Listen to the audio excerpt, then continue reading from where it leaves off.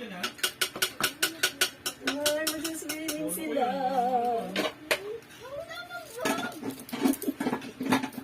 Nilamban mo ba?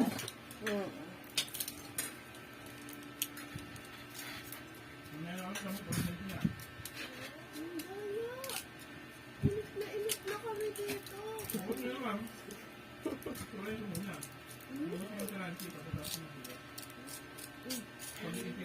Tingnan naman kaya ng dito ng test. Na ako kanina umaga.